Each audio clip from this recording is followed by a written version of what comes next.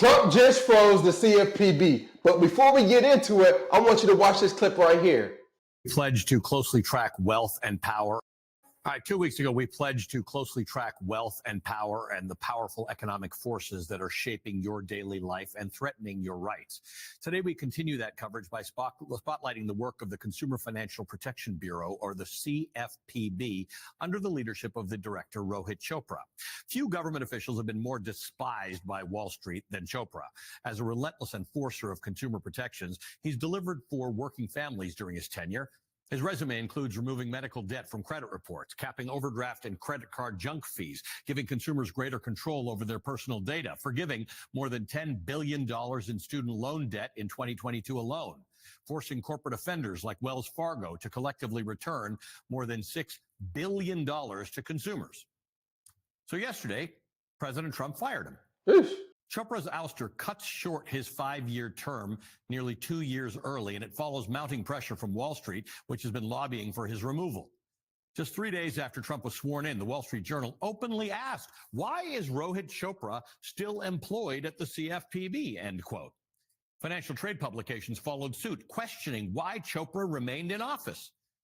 President Trump and his Republican allies in Congress now have the mechanisms to overturn some of these widely popular regulations that were brought in using the Congressional Review Act, which allows Congress to nullify new agency rules that have been finalized within the last 60 congressional working days. So some of Chopra's newer reforms that directly affect the financial health of Americans, could be on the chopping block, like potentially the CFPB's new rule that limits bank overdraft fees to $5.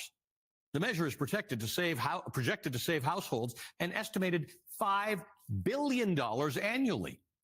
Or the CFPB's action to remove medical debt from credit reports, a rule finalized just days before Biden left office. Medical debt is notoriously rife with errors, with CFPB research finding that more than 4 in 10 people with medical debt have received an inaccurate bill, while almost 7 in 10 have been asked to pay a bill that should have been covered by insurance. CFPB research finds that when medical debt was removed from credit reports, affected consumers saw an average credit score increase of 20 points. And by the way, that means you pay less interest on your credit cards, or less interest for your car loan, or less interest for something else that you're trying to borrow for. It's worth noting that just days before his firing, Chopra announced that the CFPB is seeking public comment on credit card interest rates, a move that could have set the stage for new regulations. Donald Trump, if you recall, campaigned on capping credit card rates at 10%. Chopra's initiative could have forced Trump to act on that promise, and Chopra made that clear in his parting words to Trump, writing, quote, "We have also analyzed your promising proposal on capping credit card interest rates, and we see a path for enacting meaningful reform. I hope that the CFPB will continue to be a pillar of restoring and advancing economic liberty in America," end quote. Now, you're probably wondering, all right, what's the agenda, all right? Why did Trump fire the head director? Why did Trump freeze the CFPB? Now, I think it's because of this right here. I think it's because of Elon Musk. Let me show you really quick what I'm talking about, all right? So before all this happened, Elon Musk wanted to get rid of the CFPB, but, you know, things happen. But watch this video right here. I'm going to basically show you what I'm talking about. Go out and introduce themselves to other facets of our life without regulation, without oversight.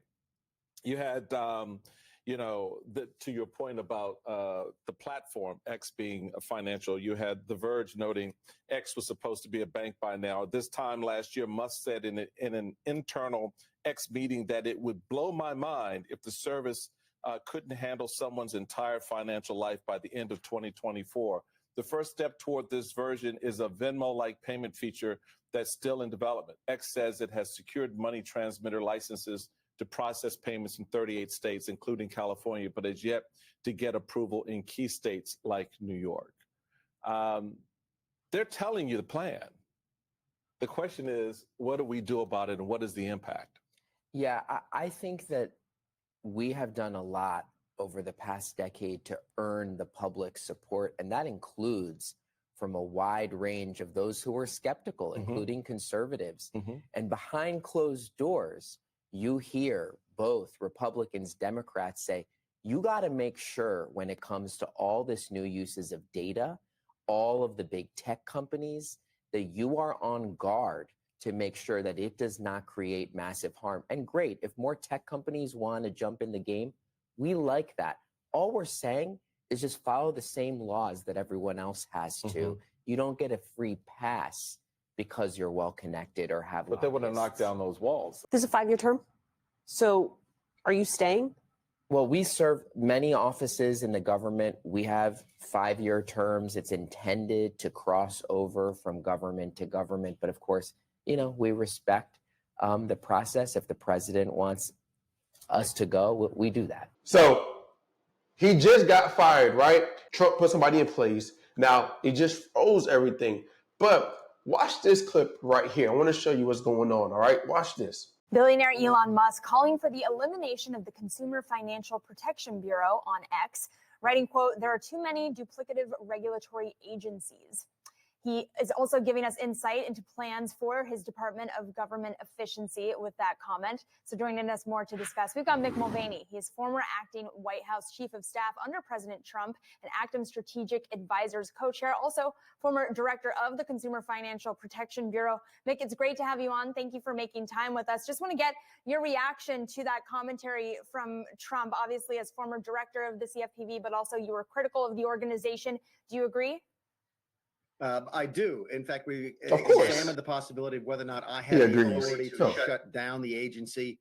The lawyers that I had hired actually told me that I could not, and I respected that decision.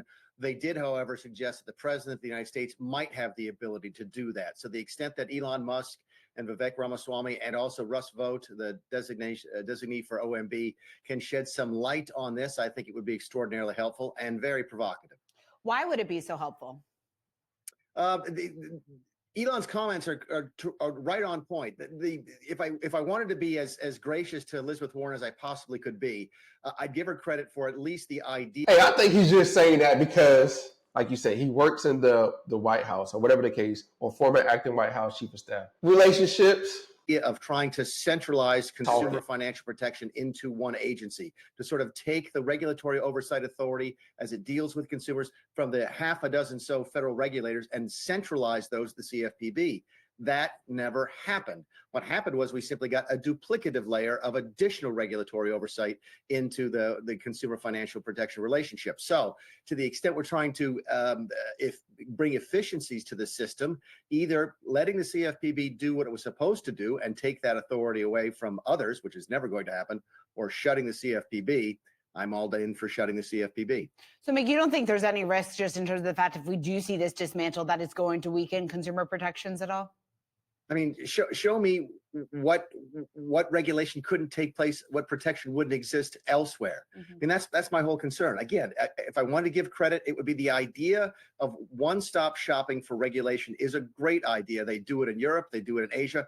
We don't do it here. If you're dealing with consumers, I think it's 6 different federal regulators you have to deal with. If what DOGE, the Department of Government Efficiency, which doesn't really exist yet, is talking about doing is centralizing things, I'm all for that. Okay, that makes sense. How effective do you think that Department of Government Efficiency is going to be? And how effective do you think Elon Musk will be in getting his desires like this dismantling of the CFPB through during this administration? Yeah, one of the weaknesses of this department is that it isn't real. It doesn't exist. It's not statutory. It's essentially a PR campaign right now. It has 0 statutory authority. That being said, it's going to have a tremendous amount of visibility. We tried to restructure the government back in 2018 and failed in large part because we weren't able to sort of build public interest in fixing a bureaucracy that has pretty much, grown stale over the last 100 years since the modern bureaucracy was created during the New Deal. If Elon Musk and Vivek Ramaswamy can shed new light on it and get people interested in fixing the bureaucracy, that will be great. It won't have the authority to do that. OMB, the Office of Management and Budget, will have some, but it'll also the DOGE will also rely on Congress to pass laws to change civil service rules. So it's going to be an all of government effort, but I think that it's got more momentum now than it did back in 2018. I guess what makes you more optimistic that it does have more momentum now? Because I know you were in charge of government restructuring. It proved to be a very tough job. So why should we be a bit more optimistic at this point? The debt, I think, to the extent people really, more and more people at least say they are caring about the debt. I don't believe it yet. I don't believe what people say in Washington. I believe what they do. So we'll see what happens if the new Republican-controlled Congress actually reduces spending. They did not do that, by the way, the last time they were in charge in 2017 and 18. But at least it feels a little bit different with more people pointing to the debt as a problem. So that's why I'm a little bit more optimistic that maybe they have a better chance. Plus, Elon Musk is just smarter than I am. So where I wasn't able to do something, maybe he can figure out ways to get stuff done. Mick, how long do you think Elon Musk is going to last in the administration? Oh, I don't know. It's a question that I get a lot. I don't know. I don't care. I don't care how long somebody's there. I care what they do while they are there. If he can succeed in this, that would be a huge benefit. If that takes 6 months, if it takes all 4 years.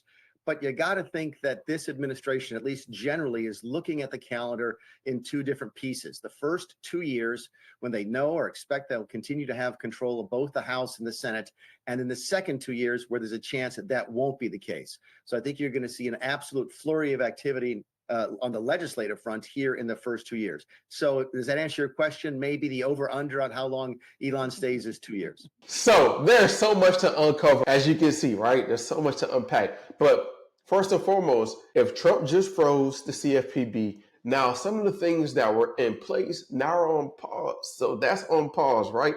Number two, there are two types of agendas that we can clearly see. We have Elon Musk and his agenda of trying to push this, but there's another agenda saying that, hey, they're trying to cut costs, they're trying to get rid of things and just trying to have one central place of everything, all right? Now, it's going to be really interesting to see what's going to happen moving forward, all right? Just let me know your thoughts in the comments, all right?